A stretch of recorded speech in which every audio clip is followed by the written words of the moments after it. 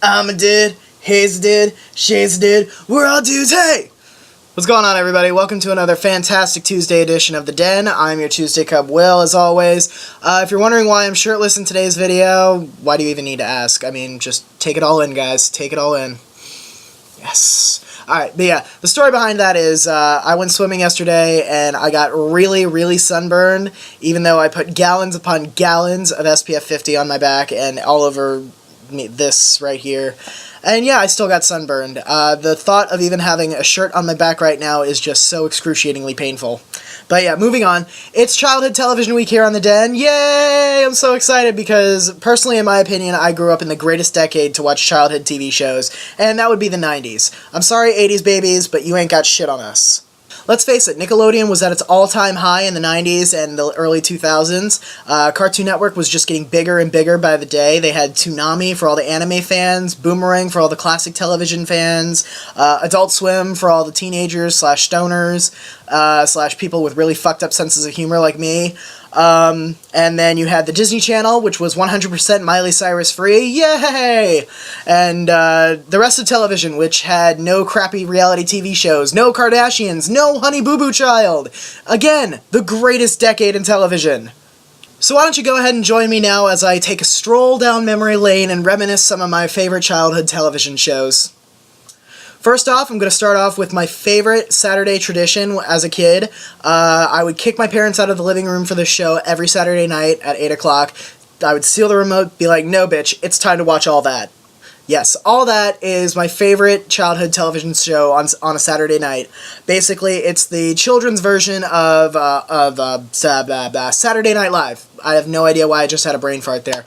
But yeah, it's the kids' version of SNL. It launched the careers of so many great actors like Kenan Thompson, who's actually on SNL right now, Nick Cannon, who's the host of America's Got Talent, Amanda Bynes, who's, well, Amanda Bynes right now. And for all you hot and fluffy Gabriel Iglesias fans, did you know that he was actually on one season of All That back in 2000? I know! I had to look that up on Wikipedia! That was a shocker. Growing up at the time, it was literally the funniest shit I've ever watched as a kid. They had the classic sketches like Pierre Escargot, Kenan Thompson sitting in a raincoat in a bathtub eating spaghetti, teaching us fake French lessons. It was fucking hilarious. Vital Information with Lori Beth Denberg, absolutely useless facts you don't need to know. Ask Ashley, the advice portion of the show where people would write in these stupid advice letters, and Amanda Bynes would just lose their shit on her, which probably explains a lot these days. And then you have Repairman, where Kel Mitchell shows up in the superhero costume and his hammer. It's basically the anti-Fix-It Felix from Wreck-It Ralph. He would just fuck everything up that didn't need to be fixed. And then you also had Principal Pimpale, Principal William James Pimpale, and all you could just do was just stare at his giant pulsating pimple right here on his forehead. It was so gross and nasty, it was just ugh. And then, how can I forget Good Burger? Welcome to Good Burger, home of the Good Burger. Can I take your fucking order? I mean, Christ, Good Burger was so good, it even got its own movie, which totally made my childhood. Thank you, Nickelodeon. And then the cast members on that show that did really well got their own spin-off show, like The Amanda Show. Yes, boys and girls, back in the day, Amanda Bynes was not crazy. But yeah, The Amanda Show was its own sketch variety show, also on Saturday nights on Nickelodeon. They had classic moments like a hillbilly moment where they would just whack people in the faces with random objects. Dancing lobsters, because suddenly dancing lobsters. Why do you even need an explanation? And then who could forget Amanda's favorite stalker chick, Penelope Taint, who would just wear these thick Alex Voss glasses from Orange is the New Black. She would dress all preppy like a librarian chick. I swear to God, this girl's like 12 years old and she dresses like a fucking librarian. And all she goes around doing is like pacing back and forth of the studios of Amanda Show, asking, Amanda, please. Amanda, please. Amanda, please. Amanda. Amanda. Is Amanda there? Amanda, please. I just noticed that she was just saying a man to please. Like, really fast? Yeah. My mind is sick.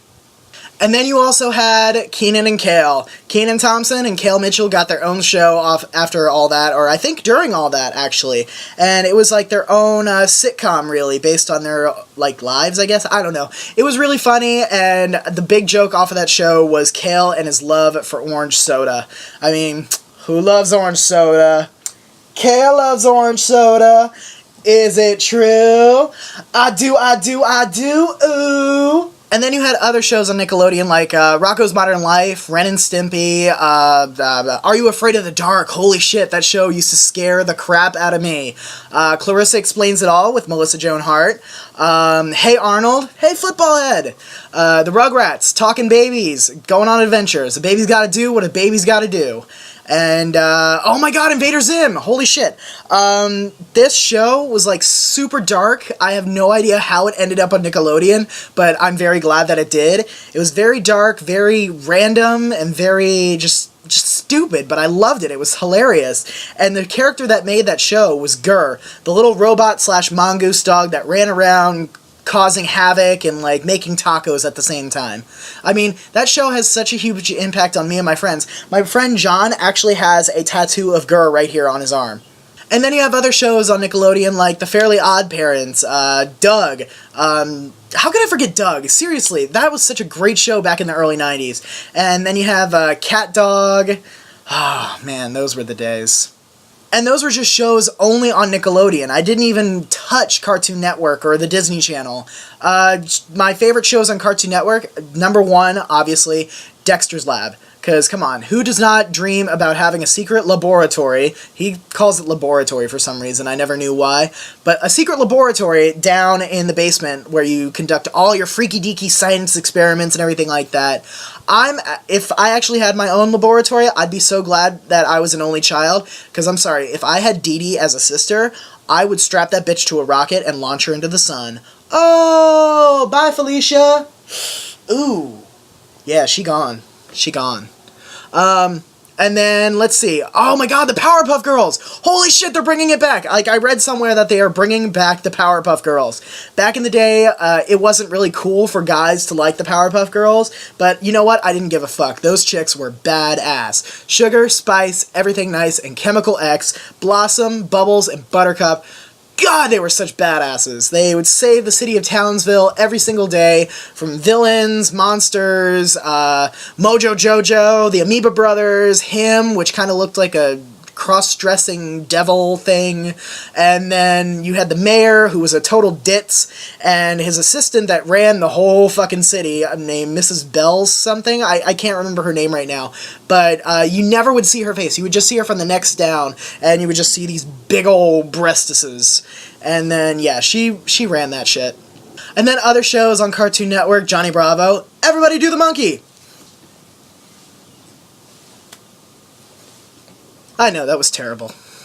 And then, who can forget Cow and Chicken? Like, literally a cow and a chicken adopted by human parents. Because, fuck it, it's a cartoon.